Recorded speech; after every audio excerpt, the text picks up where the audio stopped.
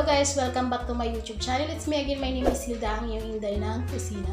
So ayun guys, magluluto tayo ngayon ng Lumpiang Bangus. So sa ating mga ingredients, meron ako dito ng isang perasong bangus. Kinaliskisan siya. Tinanggalan ko na siya ng gitna at hinati ko. Pero tatanggalan natin ito lahat siya mamaya. I-debone natin siya. Ayan. At meron ako ng 1 to 2 tablespoon na soy sauce. 3 peraso ito na potato dice at 1 peraso na carots mince. So ayun guys, meron din tayo ng onion chop, ng garlic at ng red bell pepper. At meron din tayo ng celery. At maglalagay din tayo ng salt and pepper to taste lang yun. At ng lumpia wrapper. At ng raisins. So ayan guys, proceed na tayo sa ating pag-start ng ating pagluluto ng ating lumpiang bangus. Lalagyan muna natin ng salt and pepper yung ating bangus. So 2 ways ito. Pwede rin siyang ilalaga muna. Pero ako yung gagawin ko, ipiprito ko siya ng konti. Na medyo hindi na mahirap tanggalin yung kanyang tinik. So ayan. At ito na nga, nagpainit na ako ng mantika. Kunting-kunting mantika lang.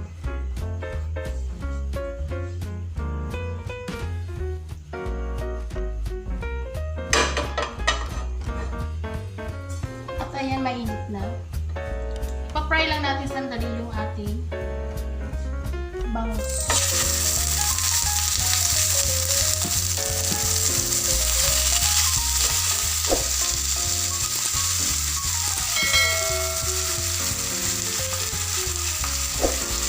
Para yung tumilang sweet. Mabaliktad.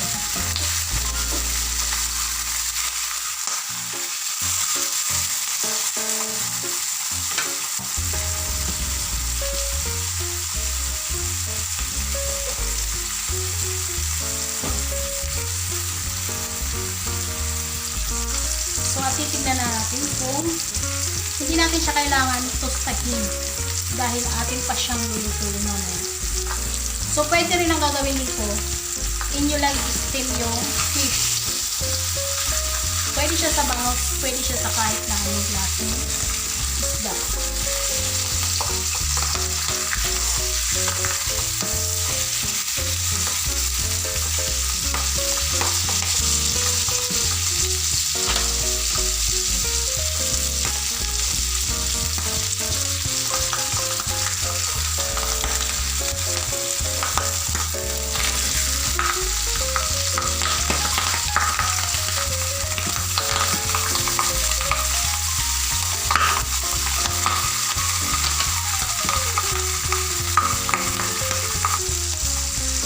So, at kapag ganito na,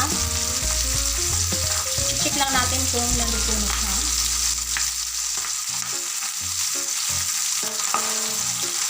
Yung importante, makuha natin yung tinik kung paano natin i-debone. So, hindi siya talaga kailangan lutong-luto.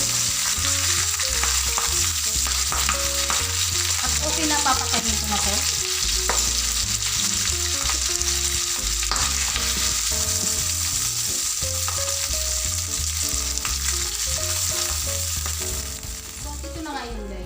Tatanggalan na natin siya ng tinik at magbabalik tayo mamaya kapag atin na siyang na-debone. So at ito na nga, okay na nga yung aking bangus. So na-debone ko na siya at na-shred ko na rin siya. So tayo ay mag-gigisa na. So dito sa aking pan, pinainit ko na to at nilagyan ko na siya ng oil. So ayun na nga, mag-gigisa na tayo. Unahin natin yung ating garlic. So, sa pagigisa ng garlic, hindi naman natin kailangan siya ay toasted dahil may tendency na papait. At yung ating onions, maraming onions.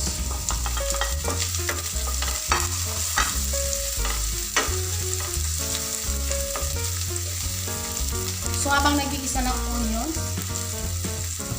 maglalagay tayo ng salt para meron ng lasa at kunting black pepper. At i-add na natin yung ating fish.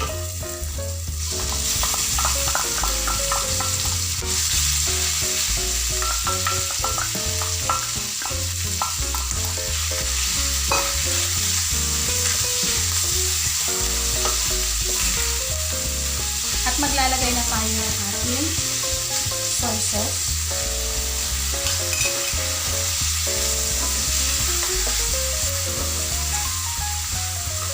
Ilalagay na natin yung ating red bell pepper. Lalagyan din natin ng salt. Kunti lang dahil maglagay tayo ng soy sauce at ng black pepper. Dadagdagan na natin yung ating black pepper.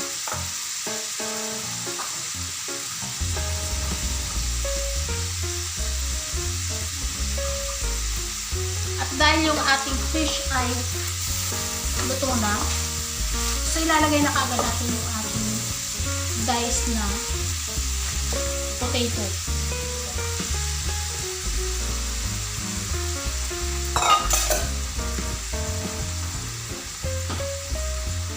At ng ating carrots para makarami yata.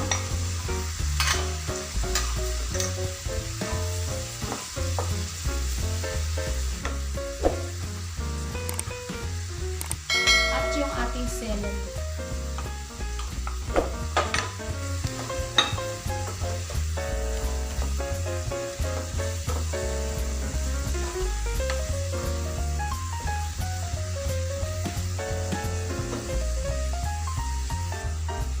So, hintayin lang natin na maluto yung ating potato. May natira pang tinik. Yung medyo matagal-tagal dito maluto ay ang ating patatas.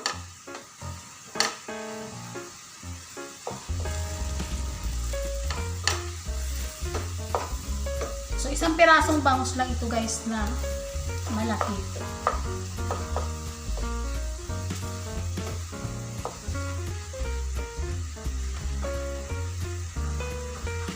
Ilalagay na natin yung ating raisins para yung lasa mag-absorb na ng fish, mag-incorporate na lahat.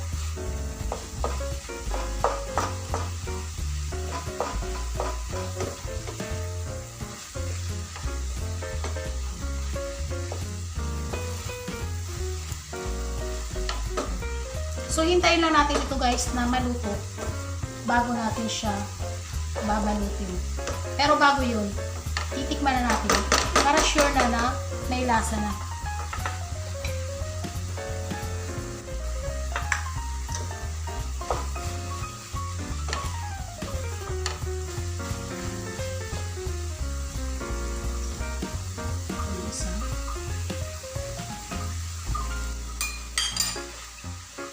Magdadagdag ako ng kaunting salt. Kulang pa siya. Kunting-kunting salt na lang.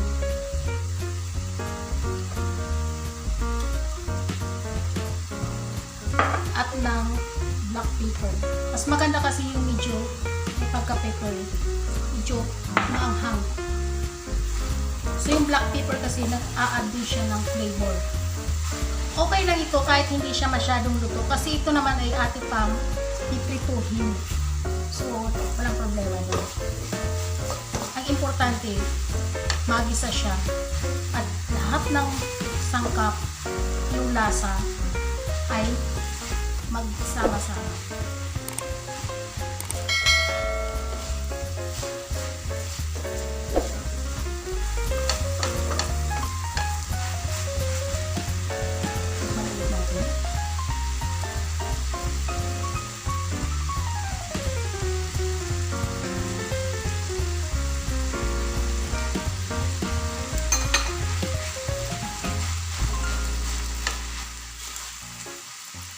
Okay na siya.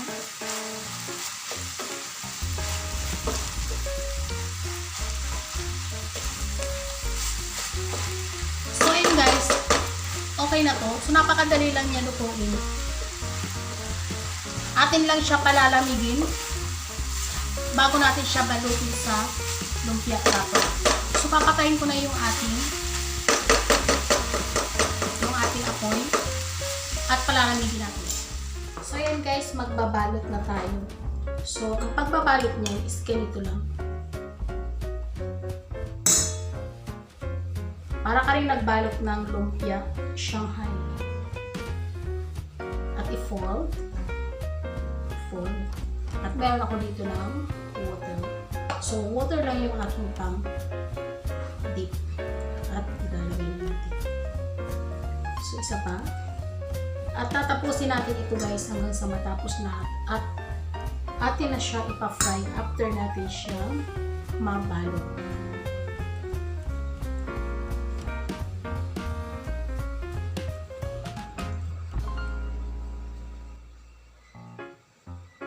So ayun guys, nagpainit na ako ng ating oil.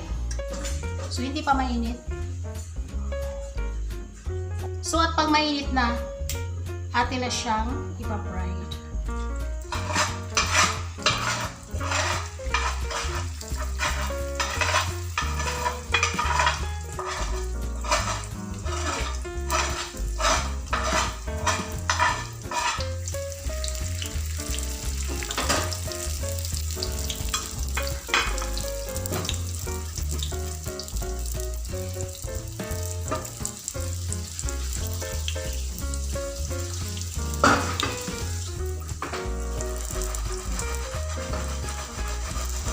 Ayan, babalik ka rin na natin.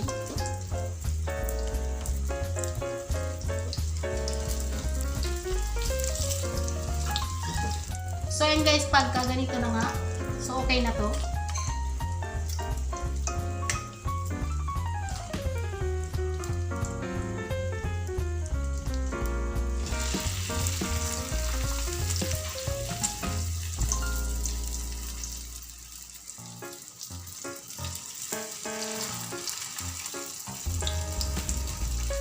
Uy, nasunog.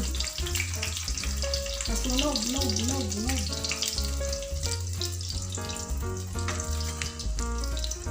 So, ayan guys, okay na to. So, at ito na nga, okay na yung ating bangus lumpia. So, ayan guys, luto na siya at malutong-lutong pa. At ayun, bago tayo magtapos, kung ikaw ay bago sa aking channel, please subscribe. Paki-ring the bell all na rin para every time na nag-upload ako ay may-notify ka. At paki-follow ako sa aking Facebook page, Hilda Kitchen Vlog.